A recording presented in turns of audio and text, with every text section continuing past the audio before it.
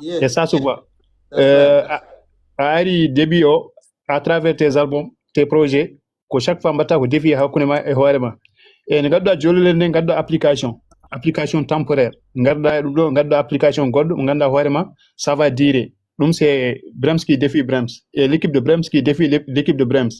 Et album entre jolole e marta yimbe kaali dum. Et aussi ne wadi défi goddo do biida hoore ma donc kadi ko Brems qui défie Brems do biida oɗo bamma nde wayni fuuta fayi nuwaji mu nde bamum huuli puisque bamma dogno ko yooro an ɗo bamma ene waɗi ɗum ɗo ko ne waɗi bit goto nawno ɗum e anne kadi gummiɗa to nde nde gummiɗa nuwaji mo garɗa nocton nde ko défi jaaɗa on ko deuxième défi et aujourd'hui je fais référence kadi aussi mi nanino oɗo comment il s'appelle vidéo Boubès eɓe mbiya toɓe mbatodiri ɗo ko ɗo ɓe ponno fuɗɗorade woni eɓe jogui chanson mabɓe goto ɗoɓe kalda jibat affaire pulaar e gueɗe mbaɗe noon e degoti waɗi jimol bagol noon e baba maɓe ɓeɗo daaraji mbaɗi jimol bagol noon e Brems a compris très tôt ɗum tagui o arti aux sources jimdi makko foof o nawri e pulaar e gueɗe mbaɗe noon pour revenir aux sources et aujourd'hui kamɓe ne won level goɗɗo moɓe goni hannde mais min mboɗo yiiɗi Brems waɗa ɗum très tôt est ce que Brems ɗamini waɗi ɗum puisque les gens yoɓe ɗo aɗa communique ɗo tout le monde a faami de ene beltino communiquerta ni e maɗe Brems ene wawi wadde goto défi goto puisque le plus souvent on voit les rappeurs mauritaniens aller à l'université jaha enen jima yimɓe ngabba chaise et tout mais min j'aimerais voir Brems à l'université en conférence de presse Brems ne explique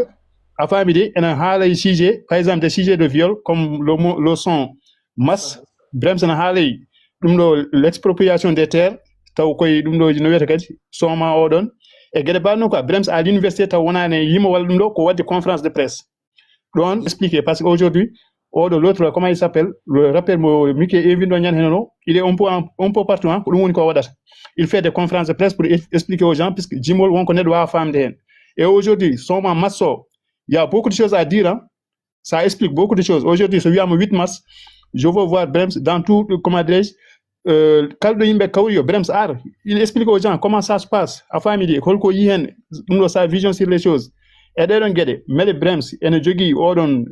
ngal ɗon haqqilantagal walla jogui ɗiɗon miijoji et aujourd'hui kadi Brems nan yaha ha joni jeeya koye défi ji Brems nan yaha tournée européenne hay goto nawani ɗum ko kañum waɗi ses moyens nawi hoore mum et tout et là j'appelle tout le monde so neɗɗo waɗi défi mballe ɗum wadde défi o enen koye men jeyɗen e défi o woni jeyɗen défi o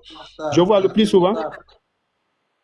souvent yimɓe gona neɗɗo Brems waɗa album no neɗɗo waɗa concert Sénégal neɗɗo wona Europe sooda biyeji won neɗɗo waɗa concert nocturne neɗɗo wona Europe sooda biyeji mais pourquoi pas neɗɗo waɗa concert Europe gonɗo Mauritanie o wawi jogade moyen ji o sooda billet o wona Mauritanie o sooda billet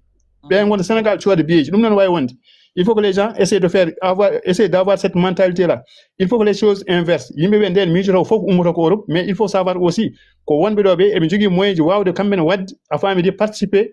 à la marche ɗum ɗon ko défi mo mbaɗanmi yimɓeɓe e Brems ɗum ɗon jinmi mboɗi namdademi Brems so tawi janggo Brems wawi wiyede conférence dans des conférences de presse et chaque jimol ngol pourquoi le titre et ça vaut parler exactement de quoi